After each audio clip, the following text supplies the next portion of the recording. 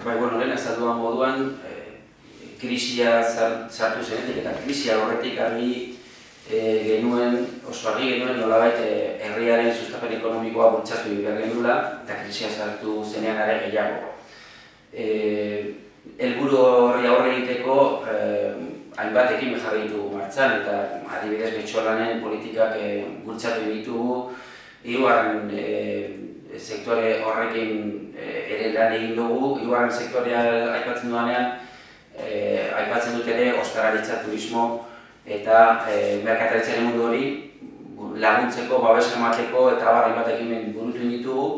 Eta gero, lehen esan duan modu nik esango nuke gure sustapen ekonomikoaren identitate ikur bat bezala nik uste dut azpimarratu nahiko nuke azken batean nolabait esparru sozial-ekonomiko horretan lanekin egiten duten entitateekin garatu ditugun ekimenak, garatu dugun elkarlana. Eta nik esango nuke azken batean referente bat bihurtu dela gure politiketan eta referente bat bihurtu garela. Nik uste dut uste gure inguruan badagonik gu bezalako edo Getxon garatu dituen hainbat edo hainbeste ekimen horiek garatu dituen udalerririk, ezta. Eta nik azpimarratu nahiko nuke nik oso harro nago. Azken batean ari gara lanpostuak sortzen perspektiba sozial horren bitartez.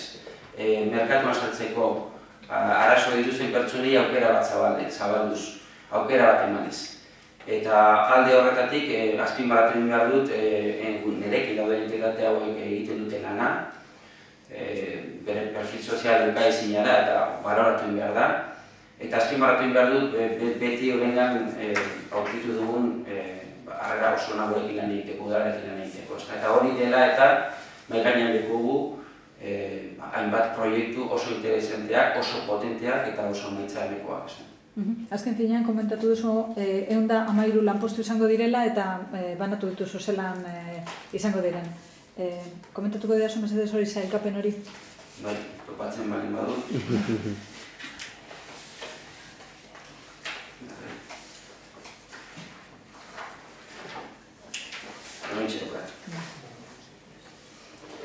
Hogeita hamaika lanpostu